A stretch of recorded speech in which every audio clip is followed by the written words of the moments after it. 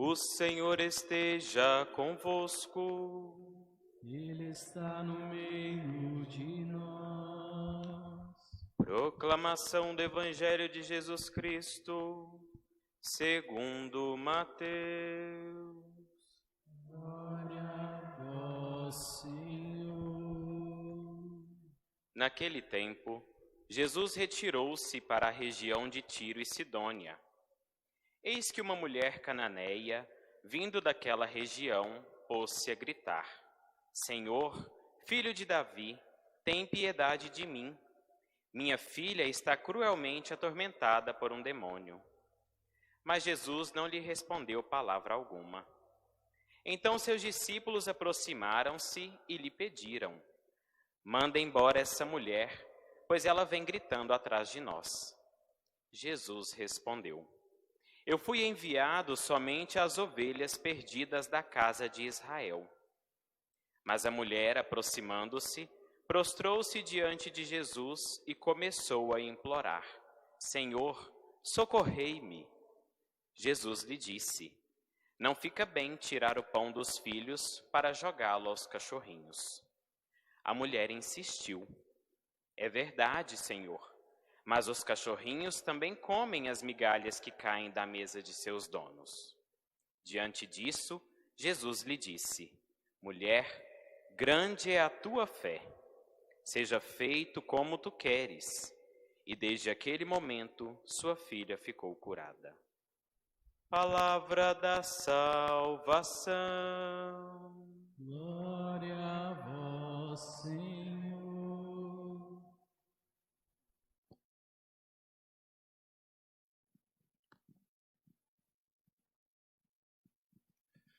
Caríssimos irmãos no ministério ordenado, caríssimos irmãos e irmãs na dignidade batismal, hoje nós celebramos 3 anos de vida presbiteral, ministerial do Padre Fábio, e ele geralmente começa as reflexões que ele faz dizendo que palavra proclamada é palavra que deve ser atualizada e se tornar catequese para a vida. Então, me apropriando desse seu cabeçalho de toda homilia, nós queremos recordar aquilo que a primeira leitura disse. Deus será o Senhor de todas as tribos de Israel. A primeira leitura tirada do profeta Jeremias é certamente uma leitura que traz esperança. Esperança para um povo humilhado, para um povo cheio de quebraduras e que olha para si como resto. A experiência de ser resto. Mas é nessa experiência de pequenez, de miséria, quando as esperanças já estão minguando, que o povo reencontra em Deus aquele que vai libertá-lo. E a humilhação se converte em exultação. O povo vai de novo tocar os seus tambores, diz a primeira leitura. A tristeza se converterá em alegria e esse resto se verá, mais uma vez, como as 12 tribos de Israel. Eles têm, portanto, um Deus que não os abandona. O Salmo, respondendo a essa primeira leitura, não poderia dizer outra coisa senão isso. O Senhor guia o seu povo, ou conduz o seu povo, como um pastor a um rebanho. E essa experiência do pastor é uma experiência frequente na história do povo de Israel e também frequente na nossa igreja, frequente entre nós, povo de Deus, que não cansamos de dizer, de cantar, de clamar, por que não? Que o Senhor, como pastor, cuide de nós e nos conduza por verdes pastagens. Essa também é a nossa experiência que se filia à experiência do povo de Israel. Mas o evangelho de hoje parece alargar essa compreensão. Será Deus apenas de Israel? Será Deus apenas Deus de um povo? Ou será Deus Deus de todos? Seria Deus uma propriedade que, por sê-la, pode ser controlada, e que, por ser controlada, é também dita de todos os modos, explicada? Será isso Deus? O Evangelho parece apontar para outro lugar. Esse Evangelho que nós acabamos de escutar, da mulher cananeia, talvez uma das páginas mais lindas do Evangelho, é, na verdade, em Mateus, uma tradução do que diz o Evangelho de Marcos. Uma tradução no sentido de que é em Marcos que Mateus vai buscar a sua fonte. É lá no Evangelho de Marcos que ele vai buscar esse Evangelho sobre a mulher sírio-fenícia e vai trabalhá-lo a seu modo para dizer aquilo que ele quer. Todo Evangelho tem uma intenção.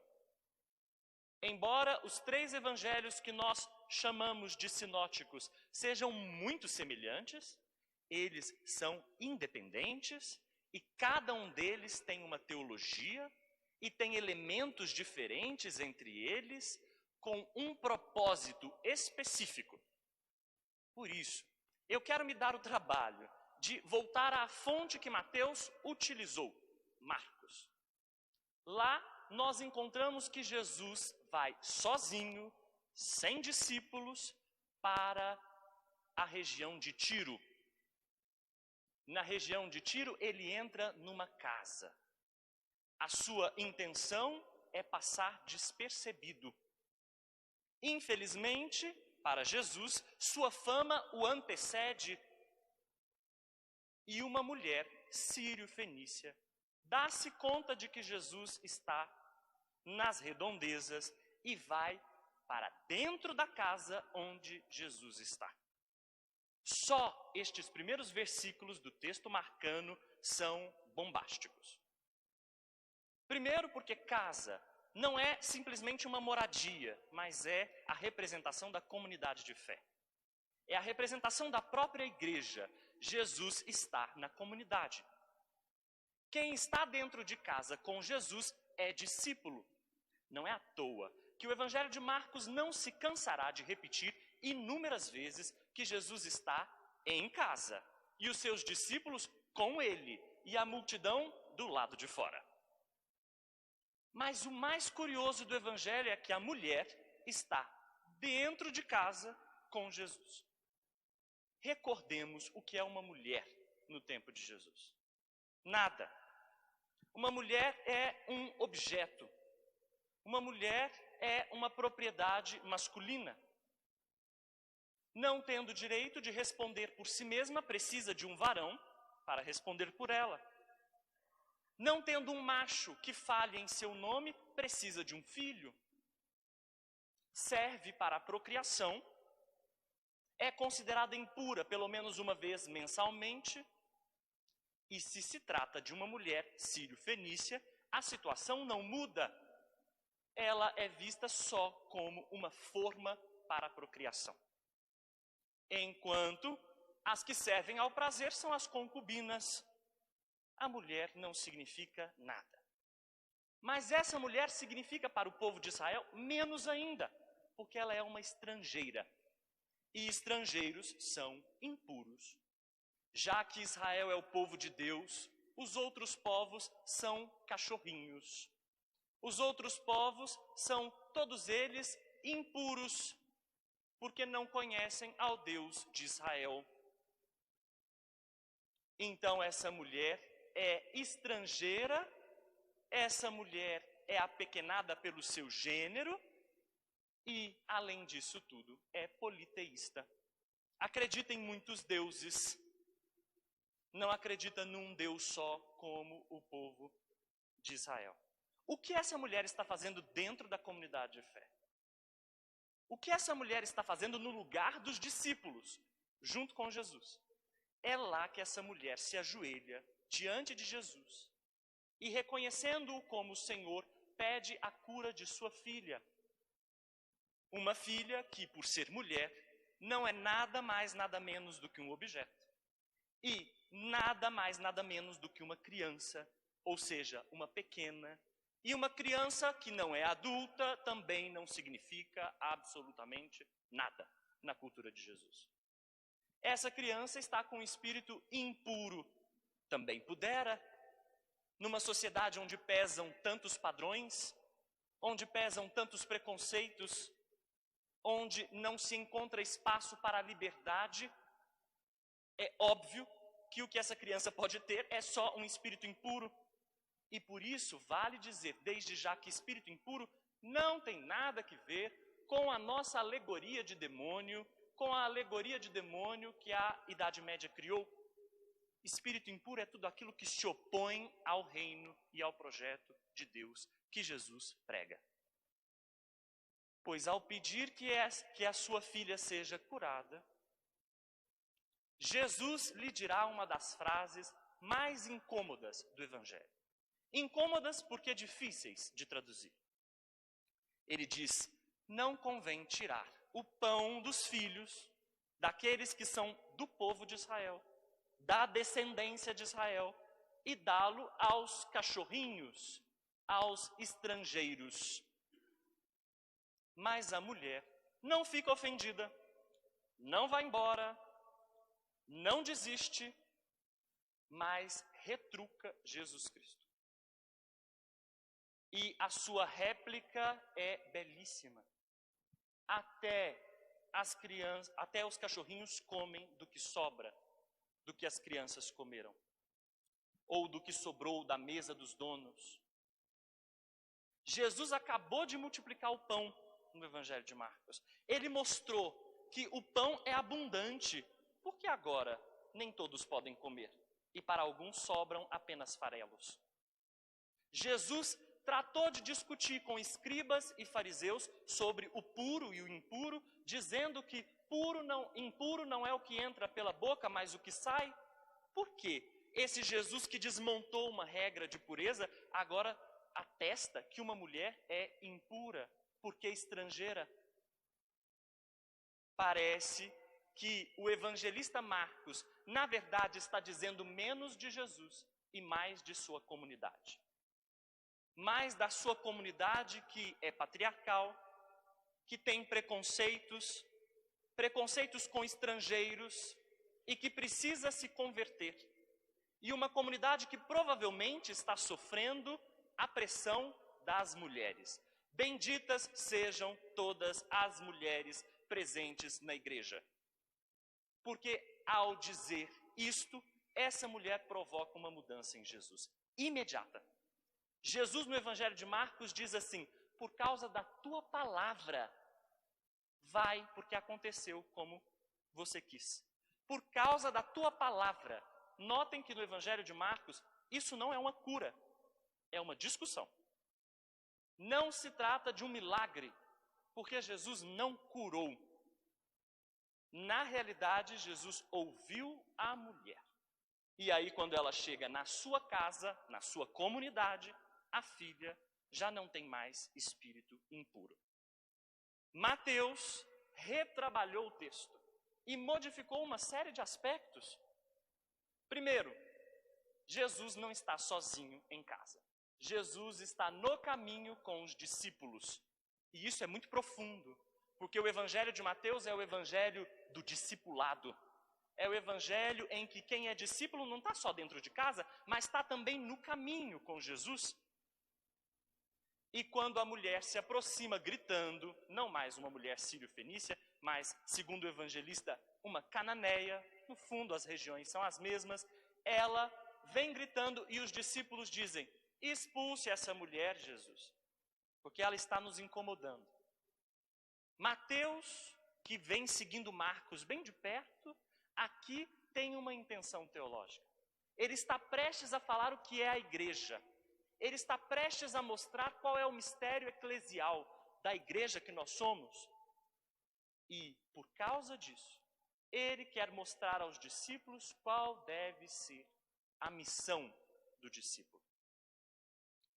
E os discípulos querem expulsar a mulher. é muito parecido com o que nós escutamos no domingo, quando os discípulos queriam expulsar a multidão faminta. Mande embora para que eles possam comprar pão. E agora, nesse exato momento, os discípulos querem fazer o mesmo. Nós não cansamos de repetir esses discípulos. Nós queremos expulsar. É sempre muito fácil para a gente expulsar por fora. É tão fácil cortar, mandar para fora do que trabalhar, retratar-se, repensar.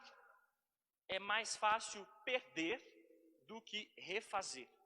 Os discípulos não querem saber dessa mulher. Tanto menos porque ela é uma estrangeira, tanto menos porque ela é uma politeísta. E, no entanto, é essa mulher que vai se jogar aos pés de Jesus. E agora ela também vai pedir que Jesus cure a sua filha. Jesus vai dizer algo que é muito profundo no Evangelho de Mateus e que não está em Marcos. Eu vim para as ovelhas perdidas da casa de Israel. Jesus veio para ovelhas perdidas. Olhem o que o Salmo disse. Ele nos guia como um pastor a seu rebanho. Ele veio para reunir as tribos de Israel. Olhem o que a primeira leitura nos disse. Deus será o Deus das 12 tribos. Mas ele não veio só para isso. Porque a mulher vai reclamar o direito ao pão dos filhos. Também ela quer o pão que pertence aos filhos. Também ela quer ser filha. E por causa disso, Jesus vai ampliar o seu olhar. Ele não veio só para as ovelhas perdidas de Israel, mas para todas as ovelhas, especialmente as mais perdidas. O que a gente conclui desse paralelo entre Mateus e Marcos? Primeiro, no reino de Deus há pão para todo mundo. No reino de Deus não há mais puros nem impuros. Todos são filhos de Deus. No reino de Deus não há filhos e cachorrinhos. Todos são irmãos. No reino de Deus não há nem homem, nem mulher, nem grego, nem judeu. No reino de Deus há apenas irmãos. Essa é a generosidade do reino de Deus. Um reino que é pródigo. Um reino onde não há sovinice. Um reino onde não há mão fechada para oferecer o pão.